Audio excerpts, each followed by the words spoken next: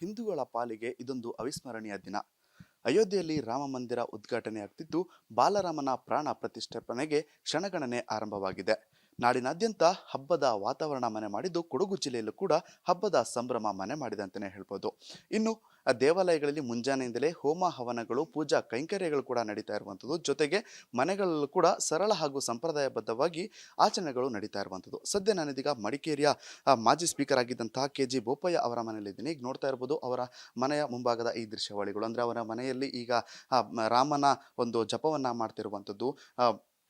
ಫೋಟೋವನ್ನು ಇಟ್ಟು ರಾಮನ ಫೋಟೋವನ್ನು ಇಟ್ಟು ಅದಕ್ಕೆ ಹೂವಿನ ಅಲಂಕಾರವನ್ನು ಮಾಡಿರುವಂಥದ್ದು, ಫಲತಾಂಬೂಲಗಳನ್ನು ಇಟ್ಟು ದೀಪವನ್ನು ಹಚ್ಚಿ ಭಕ್ತಿಯನ್ನು ಮೆರೆದಿರುವಂಥದ್ದು. ಅಂದರೆ ಈಗಾಗಲೇ ಏನು ಅಯೋಧ್ಯೆಯಲ್ಲಿ ರಾಮ ಮಂದಿರ ಆಗ್ತಿರ್ತಕ್ಕಂಥದ್ದು ಎಲ್ಲರ ಪಾಲಿಗೆ ಸಾಕಷ್ಟು ಸಂತಸವನ್ನು ತಂದಿರುವಂಥದ್ದು. ಹೀಗಾಗಿ ಮನೆ ಮನೆಗಳಲ್ಲೂ ಕೂಡ ಒಂದು ಈ ಪೂಜೆಯನ್ನು ಮಾಡ್ತಿರುವಂಥದ್ದು. ಬನ್ನಿ ಈ ಕುರಿತು ಮಾತನಾಡಲು ನಮ್ಮೊಂದಿಗೆ KG ಬೋಪಯ್ಯ ಇದ್ದಾರೆ, ಅವ್ರನ್ನೇ ಮಾತಾಡಿಸ್ತೀನಿ. ಸರ್, ಈಗ ನಾಡಿನಾದ್ಯಂತ ಸಂಭ್ರಮದ ವಾತಾವರಣ ಮನೆ ಮಾಡಿದೆ. ಹೇಗೆ ಅನ್ನಿಸ್ತಾ ಇದೆ ಸರ್? ಇವತ್ತು ಮನೆಯಲ್ಲೂ ಕೂಡ ಪೂಜೆಯಲ್ಲಿ ನಡೆದಿದೆ, ಕುಟುಂಬ ಸಮೇತರಾಗಿ ಪೂಜೆಯನ್ನು ಮಾಡಿದ್ದೀರಿ, ಹೇಗೆ ಅನ್ನಿಸ್ತಾ ಇದೆ? ಬಹುಶಃ ಈ ಒಂದು ದಿವಸ ಸಮಸ್ತ ಹಿಂದೂ ದೇಶದ ಜನತೆಗೆ ಒಂದು ಪವಿತ್ರವಾದ ದಿನ.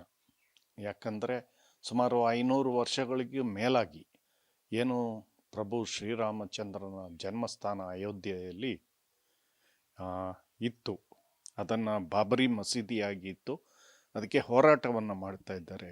ಇದು ಮೂಲತಃ ಶ್ರೀರಾಮಚಂದ್ರನ ಜನ್ಮಸ್ಥಾನ. ಅದನ್ನು ತೆರವುಗೊಳಿಸಿ ನಮಗೆ ಪ್ರಭು ಶ್ರೀರಾಮಚಂದ್ರನ ಒಂದು ಪೂಜೆಗೆ ಅವಕಾಶವನ್ನು ಆಗಬೇಕು ಅಂಥೇಳಿ ನಿರಂತರ ಹೋರಾಟಗಳು, ಪೂಜೆ ಆದರೂ ಕೂಡ ಅದು ಆಗಿಲ್ಲ.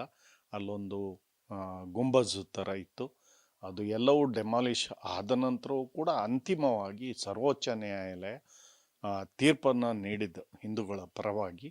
ಅಲ್ಲಿ ರಾಮ ಮಂದಿರ ನಿರ್ಮಾಣಕ್ಕೆ ನಮ್ಮ ನೆಚ್ಚಿನ ಪ್ರಧಾನಮಂತ್ರಿಗಳಾದ ನರೇಂದ್ರ ಮೋದಿಯವರ ನೇತೃತ್ವದಲ್ಲಿ ಅದಕ್ಕೆ ಶ್ರೀರಾಮ ಟ್ರಸ್ಟ್ ಅಂತ ಹೇಳಿ ಮಾಡಿ ಇವತ್ತು ಭವ್ಯ ಮಂದಿರ ನಿರ್ಮಾಣ ಆಗಿದೆ. ಹಾಗೆಯೇ ಶಾಸ್ತ್ರೋದಕವಾಗಿ ಇವತ್ತು ಏನು ಬಾಲರಾಮನ ಪ್ರಾಣ ಪ್ರತಿಷ್ಠಾಪನೆ ಇವತ್ತು ಅಯೋಧ್ಯೆಯಲ್ಲಿ ಸುಮಾರು 11:30-12 ಗಂಟೆಯ ಮಧ್ಯದಲ್ಲಿ ಆಗ್ತಾ ಇದೆ. ಆದರೆ ಮೋದಿಜಿಯವರ ಒಂದು ಕರೆ ಇತ್ತು, ಅವರೇ ಇದರ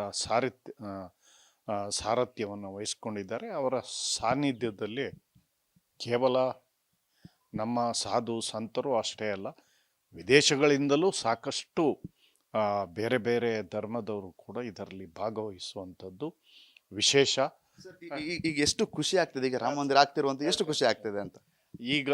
ಹಾಗಾಗಿ ಇವತ್ತು ನಾವು ಕೂಡ 1992ರಲ್ಲಿ ನಾವು ಕೊಡಗು ಜಿಲ್ಲೆಯಿಂದ, ಅದಕ್ಕಿಂತ ಹಿಂದೆ ಒಂದು ಬಾರಿ ಕೂಡ 90ರಲ್ಲಿ ಕೂಡ ಸಾಕಷ್ಟು ಸಂಖ್ಯೆಯಲ್ಲಿ ನಾವು ಕರಸೇವೆಗೆ ಹೋಗಿದ್ದು. ಅವತ್ತು ಏನು ಆ ಒಂದು ಕಪ್ಪು ಚುಕ್ಕೆ ಇತ್ತು, ಅದು ಡೆಮಾಲಿಷ್ ಆಯಿತು.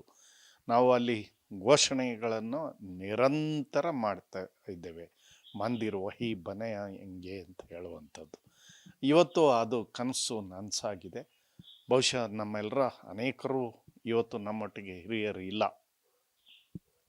ಆದರೆ ನಮಗೆ ಅದೊಂದು ಪುಣ್ಯ ದಿನ. ಈ ಒಂದು ಅವಕಾಶ ಕೆಲವು ಜನರಿಗೆ ಸಿಕ್ಕಿದೆ. ಉದಾಹರಣೆಗೆ ಸಂಘ ಚಾಲಕರಾದಂಥ ಸದಾಶಿವರಾಯರು, ಇಲ್ಲಿ ನನ್ನ ಪಕ್ಕದ ಮನೆಯಾದಂಥ BG ವಸಂತ್ ಅವರು ವಿಶ್ವ ಹಿಂದೂ ಪರಿಷತ್ ಅಧ್ಯಕ್ಷರಾಗಿದ್ದರು. ಅವರೆಲ್ಲ ಇವತ್ತು ಇಲ್ಲ. ಭಾಗಮಂಡಲದ ನಾರಾಯಣಾಚಾರ್ ಇವತ್ತು ನಮ್ಮೊಟ್ಟಿಗೆ ಇಲ್ಲ.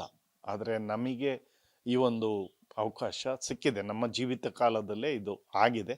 ಅತ್ಯಂತ ಸಂತೋಷ ಆಗಿದೆ. ಬಹುಶಃ ಭಾಳ ವರ್ಷಗಳ ಕನಸು, ಹಿಂದೂಗಳ ಕನಸು ನನಸಾಗಿದೆ. ತುಂಬ ಸಂತೋಷ ಆಗ್ತಾ ಇದೆ. ಈ ಭವ್ಯ ಮಂದಿರದ ಮೂಲಕ ರಾಮ ರಾಜ್ಯ ಅಂತ ಆಗಬೇಕು ಅಂತ ಏನಿದೆ, ಆ ಕನಸು ನನಸಾಗಲಿ ಪ್ರಧಾನಿ ನರೇಂದ್ರ ಮೋದಿಜಿಯವರ ನೇತೃತ್ವದಲ್ಲಿ ಅನ್ನುವಂಥದ್ದನ್ನು ಎಲ್ಲರೂ ಅಪೇಕ್ಷೆ ಪಟ್ಟಿದ್ದಾರೆ. ಅದು ಕನಸು ನನಸಾಗ್ತದೆ. ಹಾಗೆಯೇ ಎಲ್ಲ ಹಿಂದೂಗಳು ಈ ಒಂದು ಪವಿತ್ರ ಕಾರ್ಯದಲ್ಲಿ ಭಾಗವಹಿಸಬೇಕು ಅನ್ನುವಂಥ ವಿನಂತಿಯನ್ನು ಮಾಡುತ್ತೇನೆ. ಎಸ್, ಕೇಳಿದಿರಲ್ಲ, ಇದಿಷ್ಟು ಮಾಜಿ ಸ್ಪೀಕರ್ ಆಗಿದ್ದಂಥ KG ಬೋಪಯ್ಯನವರ ಮಾತಾಗಿರುವಂಥದ್ದು. ವಿಡಿಯೋ ಜರ್ನಲಿಸ್ಟ್ ಮನೋಜ್ ಜೊತೆ ಲೋಹಿತ್ ಅಮರ್, ವಿಸ್ತಾರ ನ್ಯೂಸ್, ಕೊಡಗು. ಅನುಕ್ಷಣದ ಸುದ್ದಿಗಳಿಗಾಗಿ Vistara news YouTube channel subscribe ಮಾಡಿ. ಹೊಸ ಸುದ್ದಿಗಳ ನೋಟಿಫಿಕೇಶನ್ಗಾಗಿ ಬೆಲ್ ಐಕಾನ್ ಕ್ಲಿಕ್ ಮಾಡಿ. ಲೇಟೆಸ್ಟ್ ಅಪ್ಡೇಟ್ಸ್ಗಾಗಿ www.vistaranews.com ವೆಬ್ಸೈಟ್ಗೆ ವಿಸಿಟ್ ಮಾಡಿ. ಅಂಗೈಯಲ್ಲೇ ಜಗತ್ತಿನ ಸುದ್ದಿ ತಿಳಿಯಲು Vistara news Kannada app download ಮಾಡಿ.